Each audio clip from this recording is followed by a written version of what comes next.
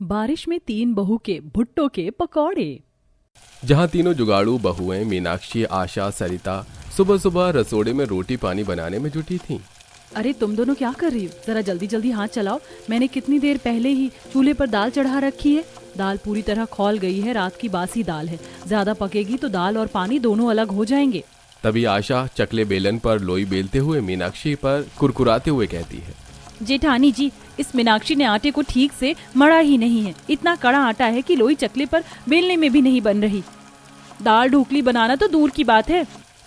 आशा भाभी, जब आपको मेरा गुथा हुआ आटा पसंद नहीं पड़ता तो मुझसे क्यों गुथवाती हो? और कम से कम मैं आपकी तरह थोड़ी हूँ जो इतना महंगा चलानी आटा मक्के के आटे जितना गीला सान दूं। हाँ, मैं तो खाना बनाने में बिल्कुल कच्ची हूँ और तुम तो हलवाई के खानदान से लग रही हो, इसीलिए बिल्कुल शादी में पूरी बनाने लायक आटा लगाया है। जेठानी जी, आप तो बस झगड़ा करने में आगे हो। हाँ, तुम तो यही कहोगी, मिर्ची जो लग गई। दोनों बहू के बीच में रसोई में से झगड़ा की आवाज आती देखकर रेवती गुस्से में भड़क पड़ती है। हे भगवान जी, इन तीनों लड़ाकू लुगाइयों का धंधा इतना खराब है कि किसी भी दिन बिना झगड़ा फसाद के रसोई में इनकी रोटी नहीं पकती। मीनाक्षी, सरिता, आशा बहू, आज भी रोटी पकाने में बीरबल की खिचड़ी बनाने जितना टाइम मत खपा देना। तुम्हारे पतियों को खेत पर जाने के लिए देरी हो रही है। रेवती, तीनों को खेत पर जाने दो, रोको मत, वरना इतने महीने खेत में की गई बनिहारी खराब हो जाएगी। तीनों के पैसे भी रुके पड़े हैं। एक हफ्ते में भुट्टे की फसल की कटाई होनी बाकी है, तब इनके पैसे भी मिलने हैं। मकान की मरम्मत का काम इसीलिए रुकवा रखा है। पैसे आएंगे तो घर में मिस्त्री भी लगवाना है, क्योंकि मकान की दीवार छत एकदम पतली चादर हो गई है। इस बार बरसात का आंधी पानी नहीं झेल पाएगी। घर परिवार की खराब हालातों और पुराने जड़ का मकान देखकर मनोज, राकेश, संतोष तीनों भयंकर बारिश के मौसम में भी भुट्टों के खेत में आते हैं, जहां जमींदार जगन लाल गुस्सा करता है। अरे हरामखोर, कहाँ मर गए थे तुम तीनों? हैं? तुम तीनों दो तड़के सवेरे ही खेत पर आने वाले थे। तुम्हारी जुबान की तो कोई वैल्यू नहीं है। पूरे 1 एकड़ के खेत का खरपतवार नोचना है। मौसम भी इतना खराब हो रखा है। जमींदार जी, आप चिंता मत कीजिए, हम तीनों भाई पूरे खेत के खरपतवार निकाल देंगे। अरे तू तो चुप कर संतोष, ज्यादा मुझको मक्खन लगाकर मत दिखा। देखा है मैंने तुझे काम करते हुए, एकदम ढीला काम करता है। तुम तीनों भाई ने मेरे खेत में भुट्टों की बुआई भी इतनी लेट की है कि कटाई के करने के मौसम में फसल फूटी है। बाकी सारे खेत वाले फसल तोड़ रहे हैं। सोचा था सबसे पहले भुट्टे उपजा कर अनाज बाजार में बेचकर अच्छे दाम में बेचूंगा, मगर मुझे क्या पता था कि तुम तीनों भाई की अपना खेत बटाईदार देकर अपने पैर पर कुल्हाड़ी मार रहा हूं मैं। जमींदार जी, भले हमने भुट्टों की फसल देर से उगाई है, मगर कितने दानेदार मक्के उगाए हैं, ये भी तो देखिए। हाँ, तो कोई फ्री फोकट में भुट्टे नहीं उगाए। तुमने फसल कटाई के बाद पैसे लोगे, मगर एक बात कान खोलकर सुन लो, अगर समय से भुट्टों की खेती पूरी नहीं हुई तो एक दमड़ी नहीं दूंगा। जमींदार तीनों भाइयों को खूब खरी खोटी सुनाकर अपना भड़ास निकालता है। तभी मौसम काला कर देता है और जोर की आंधी पानी होने लगती है। तीनों बरसात में भीगते हुए भुट्टों के खेत से खरपतवार अलग करते हैं। तभी मनोज कुड़कुड़ाते हुए कहता है, पता नहीं ये जमींदार किस बात की इतनी अकड़ दिखाता है। जब देखो हम तीनों भाइयों का तेवर दिखाता है। हमने इतने महीने बरसात में भीगकर इस भुट्टे की फसल में समय लगाया है, पूरे जमीन की जुताई रुपाई पानी पटाया है, और अब जब फसल काटाई के थोड़े समय रह गए हैं तो ये जमींदार मखरपन दिखा रहा है। कहीं आखिर में ये हमारे इतने महीने की दिहाड़ी न मार ले। मनोज, शुभ शुभ बोल। तुझे मालूम है ना, जमींदार से हमारी जो दिहाड़ी निकलेगी उससे हमारे कितने काम निर्भर है। मकान पक्का कराना है और बनिए का 3-4 महीने की उधारी वो भी बाकी चुकानी है। खेत से काम निपटा कर तीनों भाई घर आ जाते हैं, जहां मोहित मुंह बनाकर चौखट के बाहर बैठा होता है। जब तक मम्मी मेरे मनपसंद पकौड़े नहीं बनाएंगी, मैं घर में नहीं जाऊंगा, नहीं जाऊंगा, नहीं जाऊंगा, नहीं जाऊंगा। छोटे से मोहित को पकौड़े खाने के लिए गुस्से में बुदबुदाते हुए राकेश दुलारते हुए पूछता है, अले अले अले अले, क्या बात है मेरा राजा बेटा, इतनी बारिश में घर के बाहर में क्यों बैठा है? हाँ, घर में चलो, माँ ने गर्मा गर्म खाना बनाया होगा। है, चलो खाना खाएंगे। हाँ, मुझको नहीं खाना वो सड़ा हुआ सा दाल और रोटी। अजी, ज्यादा दुलार करने की कोई जरूरत नहीं है। आज इस लड़के को घर से बाहर ही रहने दीजिए। बिना आना कानी के कभी खाना नहीं खाता है। अरे मगर पता तो चले हुआ क्या है। सरिता, ये ऐसे बाहर गुस्से में मुंह फुलाकर बाहर क्यों बैठा है? अजी बस पूछो मत, घर की दाल रोटी इसको फीकी लगती है, पकौड़े बनाने की जिद लगा के बैठा है। मोहित, आज ये चने की दाल भी बहुत ही चटकदार बढ़िया बनी है बेटा। रोटी के साथ स्वाद लग रही है। आजा मेरा प्यारा पोता, आजा आजा, दादा के साथ से 2 रोटी खाएगा। आजा बेटा। झूठ झूठ, बिल्कुल झूठ। दादाजी आप भी मेरा दिल रखने के लिए झूठ बोल रहे हो। मैं डेली डेली दाल रोटी खाकर पक चुका हूँ, मुझको पकौड़ी खानी है। सरिता बहू, ये लड़का बड़ा नखरीला हो गया है, बगैर पकौड़े खाए मानेगा नहीं। देख, रसोई में थोड़ा बहुत बेसन आलू प्याज पड़ा हो तो पकौड़े छान कर दे 2-4। घर में पकौड़े बनने की बात सुनकर छोटी सी निधि पिंकी भी फरमाइश करती है। दादी दादी, अगर इस बुक्कड़ मोहित के लिए पकौड़ी बनेगी तो मैं भी खाऊंगी, और फिर मैं भी पकौड़ी खाऊंगी। अरे तुम दोनों लड़कियों को मेरे पोते से ढापन है क्या? उसके खाने के लिए जो बनेगा उसमें तुम्हें हिस्सा चाहिए। माँ जी, वो दोनों भी तो बच्ची हैं। अब एक बच्चा घर में पकौड़े खाएगा और 2 बच्चे का मन तरसे, ये तो गलत है। मीनाक्षी बहू, तू मुझसे झझक मत। जाकर देखो रसोई में कितना बेसन पड़ा है, उसके हिसाब से पकौड़े बनाना, और हाँ, सारा का सारा कड़वा तेल पकौड़े छानने में खर्च मत कर देना। जी माँ जी, जब देखो रसोई के तेल मसाले में भी कंजूसी दिखाती है। एक पकौड़े सेक कर भी नहीं खिला सकते बाल बच्चे को। मीनाक्षी बुदबुदाते हुए रसोई के अंदर आती है और दाल मसाले के डिब्बे टटोलने लगती है, जहां उसे एक डिब्बे के अंदर काफी थोड़ा सा बेसन पड़ा मिलता है। इस डिब्बे में तो बड़ी मुश्किल से एक मुट्ठी भर बेसन है और पकौड़ी खाने वाले परिवार के इतने सदस्य, बात नहीं बनेगी। अरे जब इतना थोड़ा सा बेसन है तो सबके लिए पकौड़ी बनाना जरूरी थोड़ी है, बस बच्चों के लिए बना देते हैं। आशा की इस बात पर सरिता गुस्से के मिजाज में बोलती है। आशा, अच्छा थोड़ी लगेगा कि केवल बच्चे पकौड़े खाएंगे और बाकी सब लोग मुंह देखेंगे। एक रसोई की गृहिणी का कर्तव्य होता है घटी में भी सबको खिलाना। अगर हम जुगाड़ लगाएं तो पकौड़ा बन जाएगा। ऐसा कहते हुए सरिता की नजर आटे के कनस्तर पर जाती है, तभी उसका जुगाड़ू दिमाग चलता है। पकौड़ी बनाने का जुगाड़ तो हमारी रसोई में ही है। जरूरी थोड़ी है कि प्योर बेसन की भी पकौड़ी बनाएंगे खाएंगे। इस बेसन में एक मुट्ठी आटा मिला देते, पकौड़े का घोल गाढ़ा हो जाएगा तो सबके हिस्से में 2-2 पीस पकौड़े आ जाएंगे। सरिता का ये जुगाड़ू बाकी दोनों बहू मीनाक्षी आशा को भी जंचता है। सरिता उस थोड़े से बेसन में आटा मिलाकर फेंटने लगती है, वहीं आशा पकौड़ी में डालने के लिए सिलबट्टे पर मसाला पीसने में जुट जाती है। तीसरी बहू चूल्हे पर कढ़ाई चढ़ाती है। मैंने चूल्हे में आज जोड़ दिया है, कढ़ाई गर्म होने वाली है। मैंने भी पकौड़े का घोल फेंट दिया है। आशा, जल्दी से मसाला तो मिलाना है। बस मसाला भी पिस गया है जेठानी जी, ये लीजिए। जहाँ एक तरफ बाहर तेज की बरसात पड़ रही थी और ठंडी ठंडी हवा चल रही थी, वहीं तीनों जुगाड़ू बहू अपनी कच्ची रसोई में पकौड़े तलकर सबको परोस कर देती हैं। ये सब लोग गर्मा गर्म पकौड़ी खाइए। क्या बात है मंजली बहू, तूने हम सबके लिए पकौड़ी बनाई है। वैसे इस बारिश में चटक मटक पकौड़ी खाने का मेरा भी दिल तरस रहा था। वैसे ये पकौड़े देखने में तो बड़े ही करारे से लग रहे हैं। खाकर देखते हैं। सभी ने जैसे ही पकौड़े का स्वाद चखा तो वो सभी ने पकौड़े नापसंद कर दिए। तभी रेवती आशा पर राशन पानी लेकर चढ़ जाती है। बहू, ये तुम तीनों ने किस चीज के पकौड़े बनाए? एकदम लस लस से लग रहे हैं, जैसे आटे के पकौड़े बना डाले हों। रेवती के ऐसा बोलते ही आशा बस असहज सी खड़ी रह जाती है। अरे मुंह में क्या दही जमा ली है? आशा बहू, कुछ पूछ रही हूँ, बोलती क्यों नहीं? वो माँ जी, वो रसोई में एक मुट्ठी बेसन था, इसलिए थोड़ा आटा मिलाकर पकौड़ी बना दिया है। अरे जितना बेसन पड़ा था उतने में पकौड़ी बना देती। हर चीज में जुगाड़ लग पाना जरूरी है क्या? जुगाड़ दिमाग लगाकर तो सब कुछ गुड़ गोबर कर दिया। तेल बेसन लकड़ी सब चीज सामान की बर्बादी कर दी। ले जाइए आटे के पकौड़े, और खबरदार जो एक भी फेंका तुम तीनों खाकर सधाना इसे। जी माँ जी। आशा पकौड़े से भरी प्लेट लेकर गुस्से में रसोई में आती है और धड़ाम से पटक देती है। बड़ी जेठानी जी, चूल्हा बुझा दीजिए, किसी को पकौड़ा नहीं खाना है। अरे मगर आशा, किसी ने पकौड़े नहीं खाए? आटे की पकौड़ी बना देखकर सब 36 नखरे दिखा रहे हैं। ऊपर से सासू माँ भी राशन पानी लेकर मुझ पर चढ़ गई, जैसे कि तीनों बेटों ने बरसात लगने से पहले ही रसोई में 2-4 महीने का राशन भर के डलवा दिया हो, और माँ जी ने छूट दे दी हो, जितना मर्जी बनाओ और खाओ। जेठानी जी शांत हो जाइए, गुस्सा मत करो। गुस्सा नहीं करूँ तो और क्या करूँ मीनाक्षी? जब से हमारे पति ने जमींदार के खेत में काम करना शुरू किया, माँ जी हम बहू से एक टाइम भी राशन की खर्ची में 2 टाइम बनवाती है। हमारी पड़ोसी डेली दूध वाली चाय पकौड़े से नाश्ता पानी करते, और हमको हाथ खींच कर चलाना पड़ता है। अगर हम तीनों बहू भी कमा रहे होते तो खुले तौर से रसोई चला पाते अपनी आमदनी से। ऐसे ही तीनों बहू ने एक दूसरे से अपना दिल का बोझ बांटकर हल्का कर लिया। देखते ही देखते एक हफ्ता भी यूं ही गुजर जाता है। तीनों भुट्टे फसल तोड़ाई के लिए जाते हैं, जहां जगनलाल पकौड़े खा रहा था।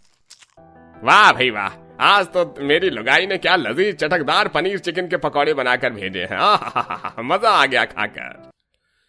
राम राम जमींदार जी। आ गई मस्त खोरो। चलो जल्दी से खेत में से एक एक भुट्टे तोड़कर बोरी में डालो। जगनलाल जी, आज तो हम खेत की कटाई भी करके खत्म कर देंगे, तो दिहाड़ी दे दीजिएगा।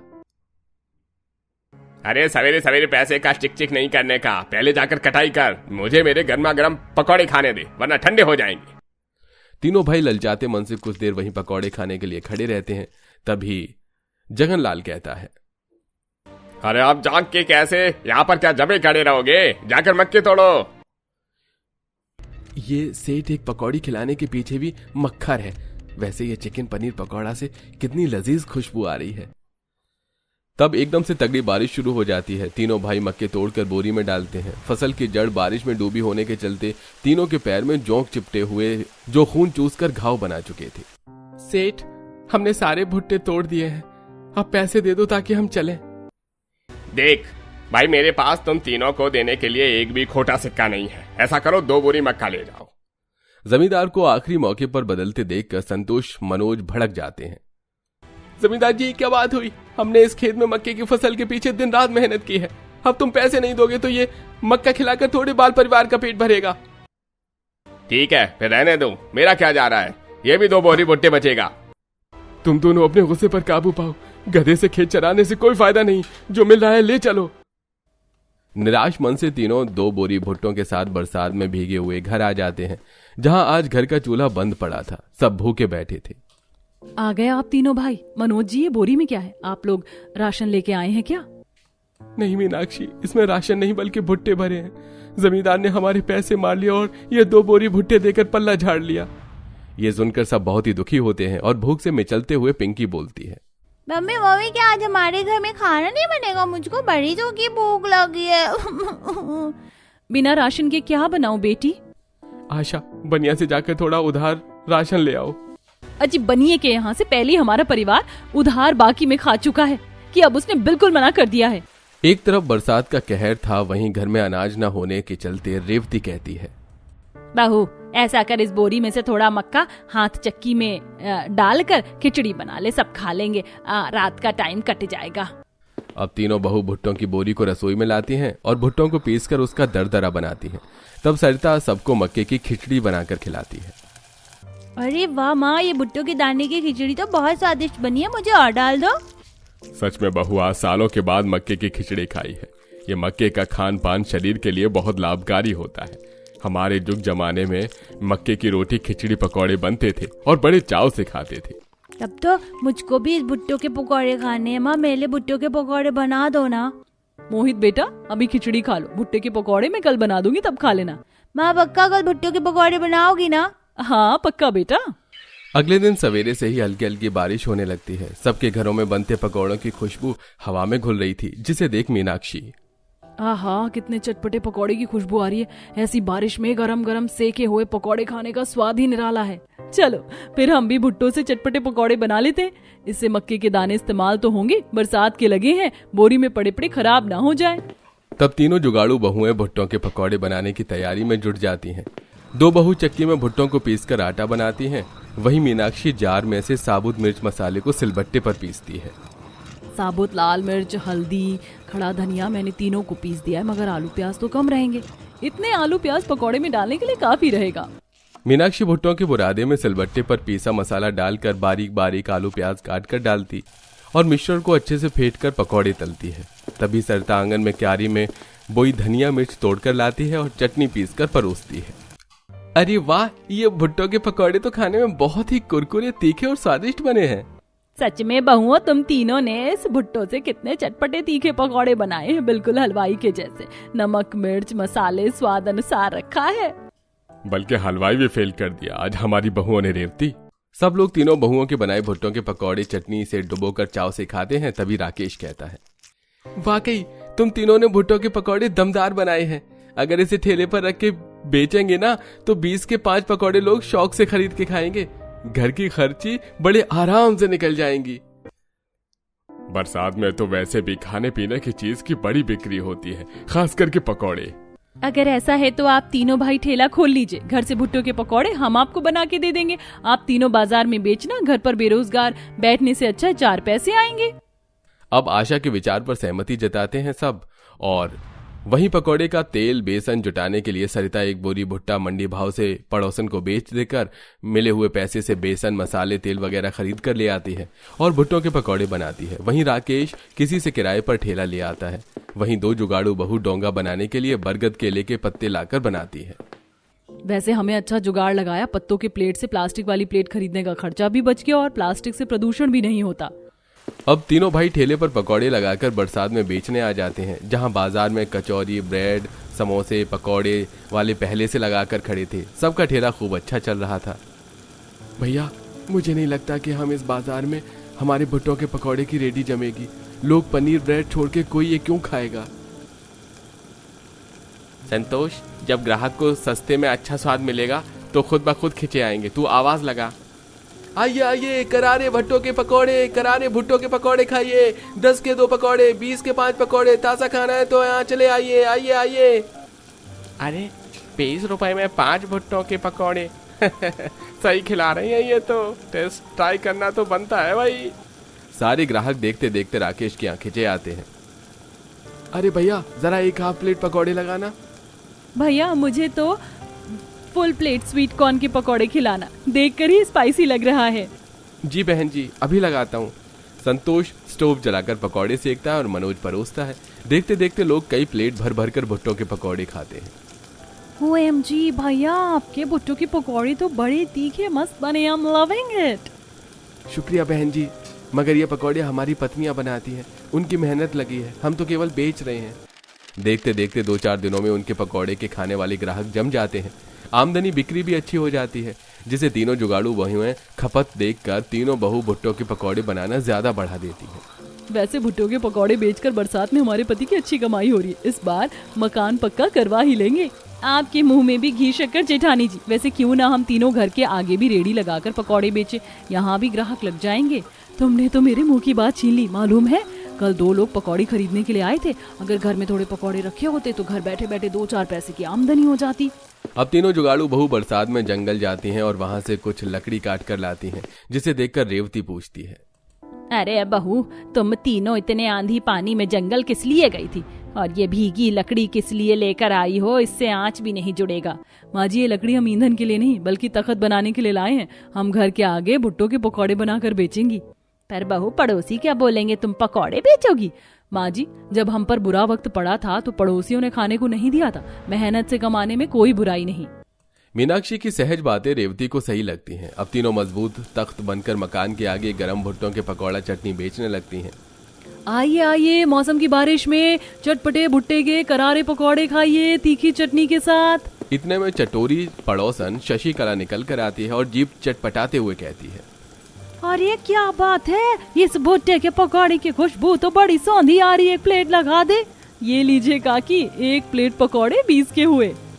तभी पड़ोसन पार्वती भी खाने पकौड़े आ जाती है। अरे रेवती की बहू, जरा मुझको भी तो ये भुट्टो के पकौड़े चखा देखूं तो जरा स्वाद कैसा है। और ये पार्वती, ये भुट्टे के पकौड़े धनिया मिर्ची की तीखी चटनी में डुबोकर खाने में मस्त लग रही है। आलू प्याज पनीर के पकौड़े छोड़कर मेरे मुंह तो ये पकौड़े चढ़ गया। दोनों पड़ोसने स्वाद स्वाद में कई प्लेट पकौड़े खा जाती हैं। वहीं बाजार में उनके पति भी पकौड़े बेचकर खूब बिक्री कर रहे थे। 1-2 महीने की आमदनी से वो अपने कच्चे मकान को पक्का करवा लेते हैं। वहीं तीनों जुगाड़ू बहुएं बरसात में भुट्टों के पकौड़े बनाकर बेचना जारी